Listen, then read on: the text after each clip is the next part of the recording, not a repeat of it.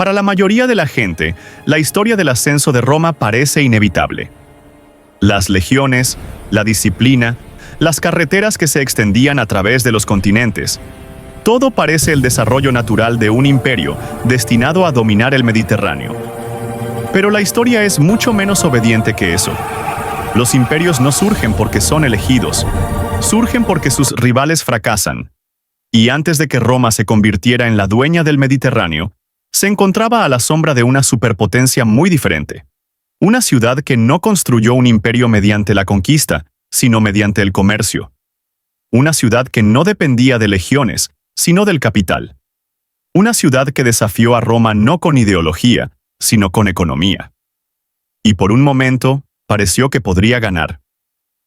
Bienvenidos a El Historiador Financiero, donde el dinero, el poder y la historia colisionan, y nada es tan simple como parece. Para entender cómo Cartago casi detuvo a Roma, hay que olvidar la forma en que se suele enseñar la historia antigua. Roma se presenta como la cúspide del orden y la civilización, y Cartago a menudo se reduce a una nota a pie de página. Una rica potencia comercial que produjo un general legendario y luego desapareció. Pero esa versión no solo es simplista, sino que pierde de vista la esencia misma. Cartago fue el primer gran rival económico al que se enfrentó Roma, y su poder no provenía de gladiadores ni héroes. Provenía de algo mucho más moderno: redes comerciales, innovación financiera, cadenas de suministro globales y una élite política que operaba como la junta directiva de una corporación multinacional. Mucho antes de Venecia, mucho antes de Ámsterdam, mucho antes de Wall Street, Cartago estaba construyendo un imperio comercial que convirtió el Mediterráneo en su mercado. Fundada por colonos fenicios de Tiro alrededor del año 814 a.C., Cartago comenzó como un puesto comercial que se convirtió en una potencia gracias al dominio de tres aspectos: el mar, el comercio y la logística. A diferencia de Roma, que se expandió conquistando tierras, Cartago se expandió controlando puntos estratégicos: Sicilia, Cerdeña, Córcega, la costa norteafricana y, finalmente, los territorios ricos en minerales de España. Cartago no necesitaba vastas tierras de cultivo ni legiones de soldados. Contaba con puertos, astilleros, comerciantes y capital. El doble puerto de la ciudad, uno exterior para el comercio y uno interior circular para la armada, era una maravilla tecnológica. En su centro se alzaba un almirantazgo con forma de isla, rodeado de cobertizos para barcos, lo que permitía a Cartago desplegar o reparar flotas con mayor rapidez que cualquier rival. No era solo un puerto, era un motor de poder económico. Roma, en cambio, comenzó como una sociedad agraria sin salida al mar, cuya riqueza provenía de la agricultura y cuya fuerza militar provenía de sus ciudadanos. Su economía era más simple, más lenta y mucho más local. En los primeros siglos, Roma tenía poco interés en la guerra naval o en la expansión basada en el comercio. Era un imperio terrestre en ciernes, no marítimo. Y mientras Roma permaneciera en tierra y Cartago en el mar, ambos mundos podrían coexistir. Pero el Mediterráneo no es un lugar construido para la coexistencia. Está construido para la competencia. Con el tiempo, esa competencia estalló en lo que ahora llamamos las guerras púnicas. 3 largos y brutales conflictos entre Roma y Cartago que se libraron por el dinero, los mercados y la influencia marítima. En esencia, estas guerras no se trataban de cultura ni de ideología. Se trataban de sistemas económicos. Un bando construía su poder mediante la tierra y la mano de obra. El otro, mediante el comercio y el capital. Cuando dos economías en ascenso intentaron dominar las mismas rutas comerciales, el conflicto se convirtió en una cuestión de aritmética, no de odio. Y todo cambió cuando ambas potencias aspiraron al mismo objetivo: Sicilia. Sicilia no era una isla más. Era la puerta de entrada a las rutas comerciales marítimas, una encrucijada para el suministro de grano y la bisagra entre el Mediterráneo occidental y el oriental. Controlas Sicilia y controlas las arterias económicas del mundo antiguo. Roma quería seguridad. Cartago quería ingresos. Y cuando dos potencias en ascenso quieren lo mismo, la guerra se convierte menos en una cuestión de ideología y más en una cuestión de oportunidad. La Primera Guerra Púnica estalló no porque las dos civilizaciones se odiaran, sino porque compartían el mismo instinto estratégico. Quien controlara Sicilia moldearía el equilibrio de poder. Cartago entró en el conflicto como la hegemonía naval experimentada, confiada en sus flotas y sus fuerzas mercenarias. Roma entró como una completa aficionada en el mar. Pero aquí es donde la historia financiera comienza a divergir. Roma, reconociendo su debilidad, no dudó en innovar. Copió un buque de guerra cartaginés, construyó cientos de réplicas y financió un desarrollo naval mediante préstamos y contribuciones públicas sin precedentes en la historia romana. Cartago se basó en sus fortalezas consolidadas. Roma creó otras nuevas. El conflicto no fue solo una lucha por territorio, sino un choque entre un sistema económico comercial y un sistema financiero militarizado que aprendía a aprovechar el crédito. Para entender por qué Cartago era tan diferente, hay que comprender su inusual modelo económico. Roma libró guerras con ciudadanos. Cartago libraba guerras con dinero. El ejército cartaginés se basaba principalmente en mercenarios, caballería númida, infantería ibérica, honderos baleares y especialistas griegos. Cartago pagaba por el talento, la experiencia y la adaptabilidad. Trataba la guerra como una aventura comercial. Y mientras su tesoro estuviera lleno, el sistema funcionaba extraordinariamente bien.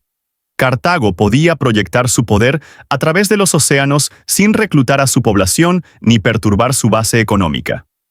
Mantenía el flujo comercial incluso durante los conflictos. Sus comerciantes seguían acumulando riqueza. Su dominio naval le permitía grabar los envíos y cobrar tributos a las ciudades clientes. Pero todo modelo económico tiene un defecto, y el de Cartago era estructural. Una dependencia del capital en lugar de la cohesión. Si se acababa el dinero, los soldados huían. Los soldados de Roma eran ciudadanos leales. Los de Cartago, contratistas. La fuerza de Roma aumentó con las dificultades. La de Cartago se deterioró cuando fallaron los pagos. Y tras su derrota en la Primera Guerra Púnica, Cartago se declaró en bancarrota al intentar pagar los salarios de los mercenarios. La guerra mercenaria que siguió fue uno de los conflictos más brutales de la historia antigua, no porque sus enemigos fueran poderosos, sino porque su modelo financiero se derrumbó bajo presión. Una guerra nacida del crédito terminó en una rebelión causada por facturas impagas. Sin embargo, Cartago hizo algo extraordinario en respuesta. Reconstruyó su economía mediante la innovación en lugar de la rendición. Amílcar Barca, padre del legendario Aníbal, dirigió la estrategia de Cartago hacia Hispania, donde las minas de plata ofrecían una nueva base financiera. Allí, Amílcar creó algo sin precedentes, un imperio semiprivado. La familia Barcid operaba como una corporación soberana, utilizando la riqueza española para reconstruir la fuerza militar de Cartago, sin depender de la frágil política de la ciudad. Era financiación corporativa siglos antes de que existiera el término. Y este es el momento en que un nombre entra en la historia, que incluso los no historiadores han oído, aunque generalmente desprovisto de todo significado económico: Aníbal. La mayoría de la gente lo conoce por ser uno de los más grandes comandantes militares de todos los tiempos. Pero en esta narrativa, su importancia no es solo militar, sino también financiera. Aníbal era la encarnación del modelo económico de Cartago. Un general ejecutivo al mando de un ejército multinacional, pagado con plata española, abastecido a través de vastas redes comerciales y diseñado para quebrar la economía de Roma, no solo sus ejércitos. Su campaña se volvió legendaria, no solo porque cruzó los Alpes con elefantes, sino porque casi derrumbó las alianzas de Roma, alteró su base impositiva y amenazó la estabilidad financiera de la propia República. Aníbal no era solo un comandante, era la estrategia económica de Cartago, hecha realidad. Ese fue el momento en que Roma se dio cuenta de la verdad. Cartago no era solo un rival militar, era económico. Roma no solo luchaba contra soldados, luchaba contra un imperio comercial que podía generar capital más rápido de lo que Roma podía movilizar tropas. La campaña de Aníbal en Italia no se trataba de ganar batallas, sino de romper las alianzas de Roma, perturbar sus ingresos y destrozar su confianza económica. En términos modernos, Aníbal no solo estaba librando una guerra, estaba librando un desgaste financiero, y sin embargo, Roma se adaptó de nuevo. Aprendió a endeudarse, subió los impuestos, nacionalizó tierras, vendió propiedad pública. Roma, bajo presión, construyó las bases del estado financiero que eventualmente dominaría el Mediterráneo.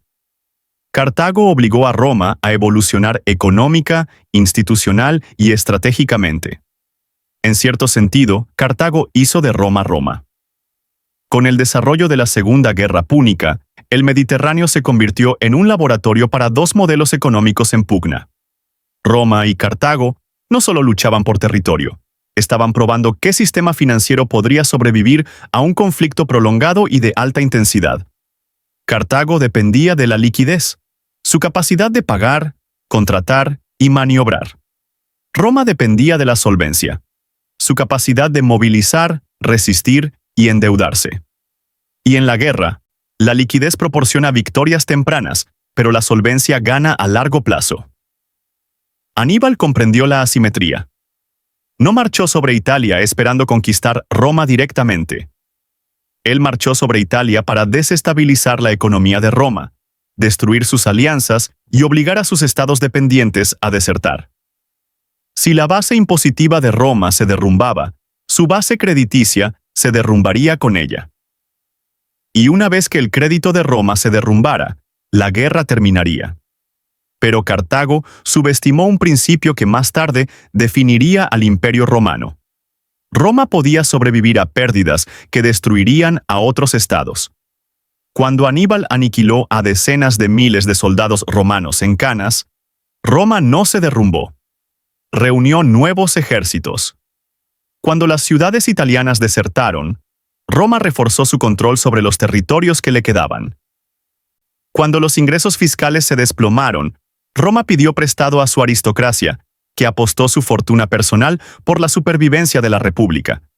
Fue un patriotismo económico a una escala que Cartago no pudo replicar, no porque los cartagineses, los Hans, eran menos leales, pero debido a que sus sistemas políticos y financieros estaban construidos para el comercio, no para la guerra total. Cartago tenía comerciantes, Roma tenía movilización. Mientras tanto, la propia élite política de Cartago dudaba en apoyar plenamente a Aníbal. La oligarquía mercantil, temerosa de interrumpir las rutas comerciales y perder ingresos comerciales, se negó a proporcionarle refuerzos constantes. Evaluaron la guerra como una junta directiva, evalúa una inversión arriesgada, con cautela, desconfianza y con la vista puesta en las pérdidas trimestrales.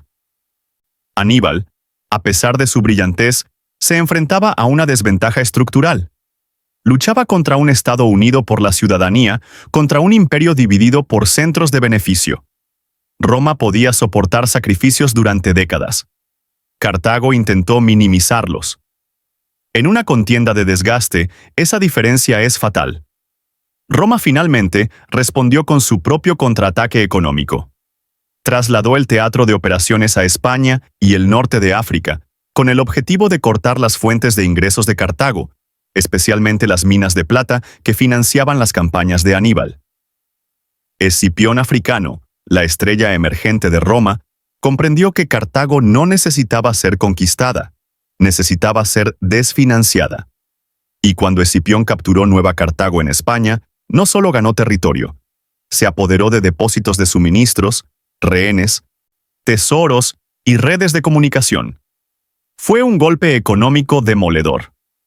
Los activos de Cartago ya no estaban seguros, sus fuentes de ingresos estaban comprometidas y su flexibilidad estratégica comenzó a desmoronarse.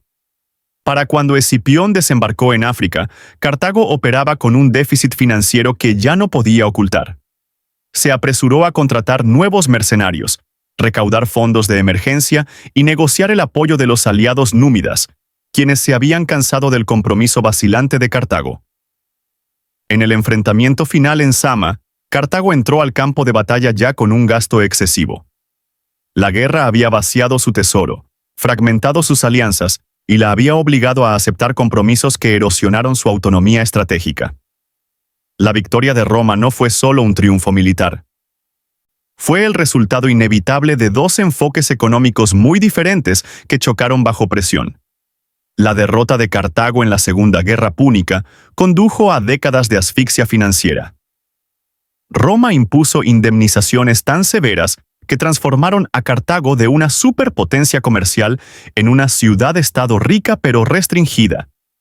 Y, sin embargo, incluso entonces, Cartago reconstruyó su economía, esta vez mediante la innovación agrícola, la manufactura y la renovación del comercio. A mediados del siglo II o Apócristo, Cartago volvía a ser próspera, tan próspera que los senadores romanos se alarmaron. Su temor no era militar, sino económico. Supuestamente, Catón el Viejo terminaba cada discurso con «Cartago debe ser destruida», no porque Cartago amenazara a Roma con ejércitos, sino porque amenazaba a Roma con relevancia. La destrucción definitiva de Cartago, en el 146 a.C., no fue solo un crimen de guerra. Fue una eliminación financiera. La eliminación de un rival comercial que se negaba a seguir derrotado. Y aquí es donde la historia cambia del mundo antiguo al nuestro. El conflicto entre Roma y Cartago no se trataba del bien contra el mal, de la civilización contra la barbarie, ni del destino contra la decadencia. Se trataba de economía. La contienda entre un imperio comercial y un imperio territorial, entre un sistema que externalizaba su poder militar y uno que lo integraba en la ciudadanía, entre un Estado que dependía del capital y otro que dependía del crédito. Si se sustituyen los trirremes por cargueros, las minas de plata por minerales de tierras raras, los mercenarios por contratistas militares privados, los paralelismos se vuelven incómodos. Observe el panorama geopolítico actual. Algunas potencias proyectan influencia a través de redes comerciales globales, cadenas de suministro, inversiones en infraestructura y apalancamiento comercial. Otras proyectan influencia mediante alianzas, bases militares y capacidad crediticia a largo plazo. Algunas priorizan el capital flexible, otras priorizan la movilización nacional. Algunas construyen imperios económicos, otras construyen esferas territoriales de influencia. Y cuando estos modelos colisionan, en guerras comerciales, conflictos por poderes, competencia por recursos o tensiones marítimas, la dinámica no es nueva. Son antiguos, probados y predecibles.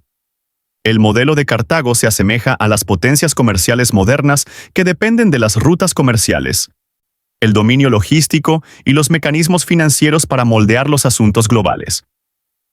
El modelo de Roma se asemeja a los estados que fusionan la identidad militar con la unidad política, capaces de absorber pérdidas mediante impuestos, préstamos y cohesión nacional. Y al igual que entonces, la verdadera pregunta no es qué sistema es moralmente mejor, sino cuál es estructuralmente sostenible. Los fundamentos económicos del poder determinan los resultados militares del conflicto, no al revés. Pero la lección más profunda es más sutil. El fracaso de Cartago no fue que dependiera de la economía. Fue que nunca fusionó su motor económico con la solidaridad política. En la prosperidad, su sistema prosperó. En la crisis, se fracturó. Roma, en cambio, convirtió la crisis en cohesión. Construyó instituciones que transformaron la tensión financiera en unidad política. Sus ciudadanos no solo financiaban el Estado, se sentían parte del Estado. Y la historia demuestra que cuando los sistemas financieros colisionan, suele prevalecer el bando con el contrato social más fuerte, no el tesoro más rico. Al final, Cartago desafió a Roma con la economía pura. Roma respondió reinventando su propia economía. Y el resultado transformó el Mediterráneo, la economía antigua y el ADN del propio imperio.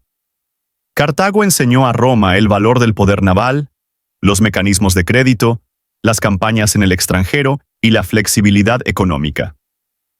Roma, al derrotar a Cartago, absorbió sus lecciones.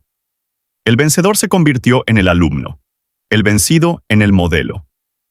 Y esa es la incómoda verdad. Los sistemas económicos no solo compiten, se fusionan, evolucionan y se sobrescriben entre sí. Cartago perdió la guerra, pero Roma heredó su mundo. La historia no se repite, pero si no la entiendes, te aplastará de todos modos. Si esto te dio una nueva perspectiva, suscríbete. La historia tiene las respuestas y te mostraré dónde buscarlas.